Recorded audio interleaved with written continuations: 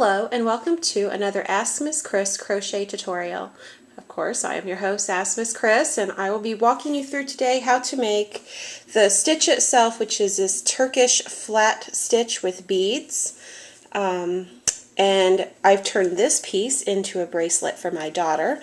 So I'm going to show you how to create this and attach these the bar and loop hook to make this beautiful little girl's bracelet.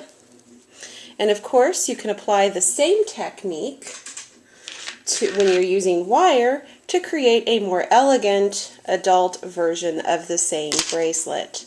So might as well just get started on the tutorial. As I said, we're going to make the yarn version because honestly I feel yarn is just easier to see. So the first thing you need to do is thread all of your beads onto the yarn. So I am using a tapestry needle. I'm just going to put them on. Now because I wanted the beads like this one color across from the other, I'm putting on 2 green and then 2 yellow, then 2 blue, then 2 orange. You could do, if you put red, blue, red, blue, red, blue, you'd have all the reds on one side and all the blue on the other. Because what you do is you'll work this side and you go back and forth as you work the beads. You do not go down one side and then come back for the second set of beads. Of course, for the wire piece, I used all the same beads, so it didn't really matter. So I'm going to thread on my blues, then some yellow, then let's do the green, and we'll finish with the orange. Now this is going to be a lot shorter. This is just a demonstration piece, so it's only going to be 4 long. Obviously what you'll do to get the true length of the bracelet is I measured my daughter's wrist, and this is the actual width of her wrist. I just measured it around. You want these to meet, and then when you put the clasp on, you'll have a little leeway to give it some motion on her arm.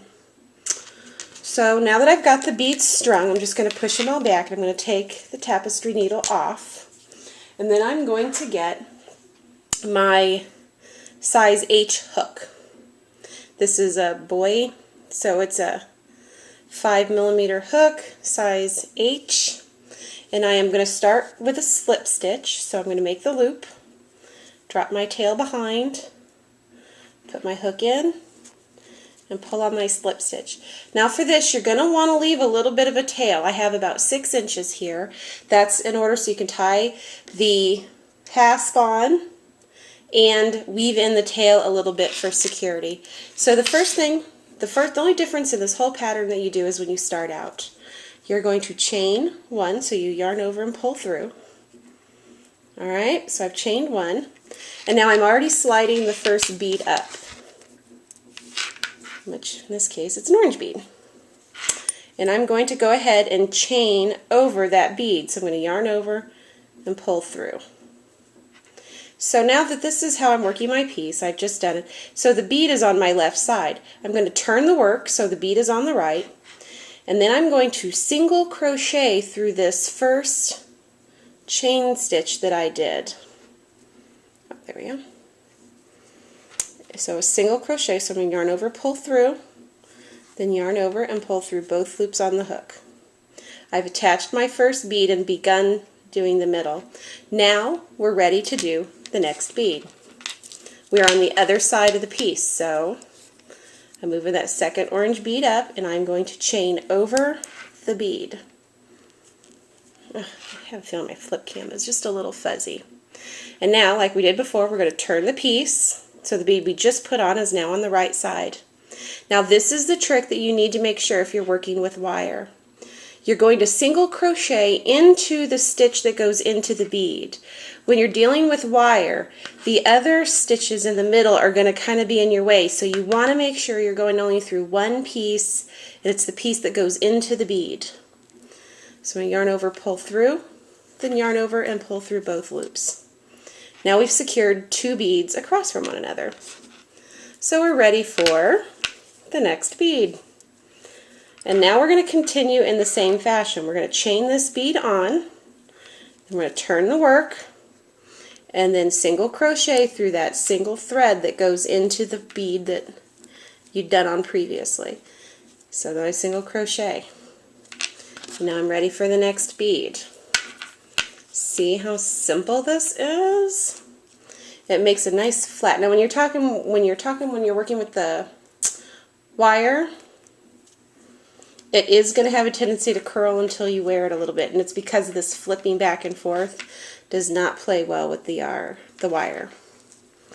Alright, so I'm continuing along. Put my bead on,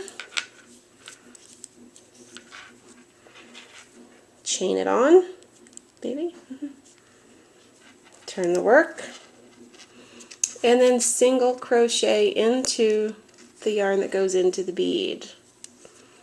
Okay, and secure that. I have 3 more beads that I'm going to do, and then I'm going to show you how to tie off, which is very simple, and then add the hasp.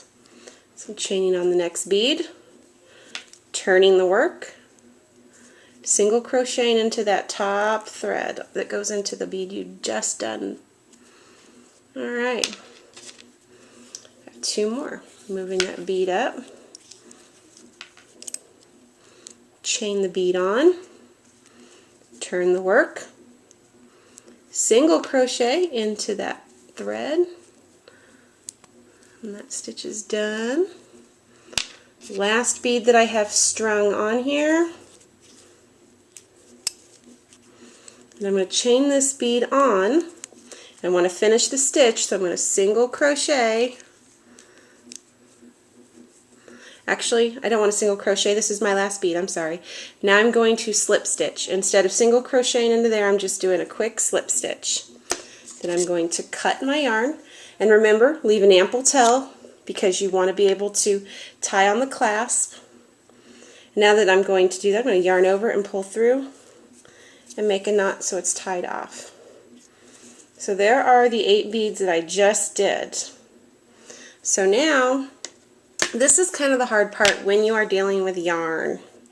So you're going to see me fumble. I'm going to tighten, corkscrew that on and get any little fuzzies cut off.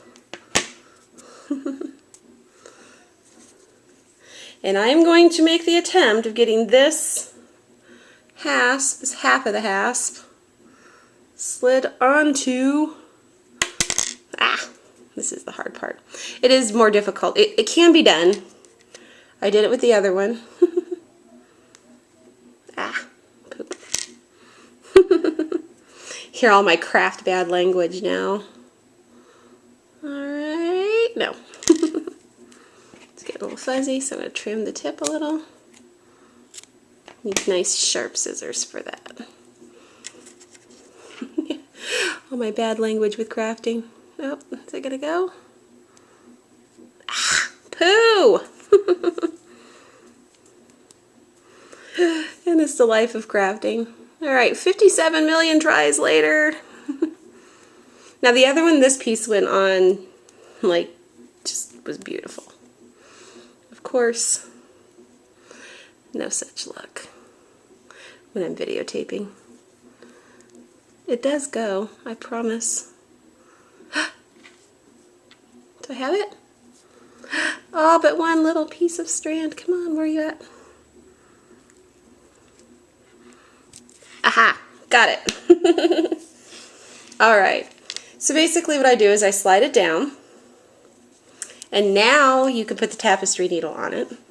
Because the problem is most of your tapestry needles will not fit through the tiny little hole on the hasp. So it's kind of it's easy to do with the wire, but I'm terrible at putting wire clasps on. So the first thing I'm going to do is I'm going to come down and put my tapestry. You'll see where the yarn goes in. I'm going to come over just a little bit, just to make a little bit of a loop. Put it through. Alright, now I don't want this pulled too tight because I want it to have a little bit of give. You know, she's an active little kid. Then what I'm going to do is I'm going to take, holding it tight, and then I'm going to wrap it around, and then just basically tie like I'm starting to tie my shoes. And I do it once, and make sure it pulls down below the loop of the hasp, and then I do it again.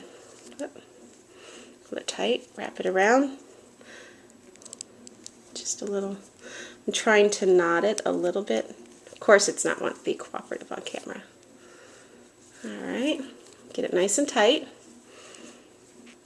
And now, just like I would anything else, I'm going to weave in the end down the middle of the bracelet. I usually go about 2 stitches down. And then I'm going to go back up the bracelet, making sure not to take out the stitches that I just put in. I've done that before where I weave it in and then I weave the needle right back the same path, and then when I pull it, the whole thing just comes undone. And then I'm going to do it one more time towards the center just for security. And then I'm going to trim my tail. And that gives me this little part of the hasp. Basically, I need to repeat the other side for the other half, and then it will join. Oh, that could be a cute little ring. Tiny little ring. Alright, so that is my tutorial for this Turkish flat stitch to make jewelry. As I said, you can go a little more elegant when you're working with wire, but note that the holes are a lot bigger and a little more defined than when you work with yarn. That gives you a nice, flat, more pliable piece. My daughter is waiting outside the door for her new bracelet. So with that said, I wish you all a wonderful day. Bye.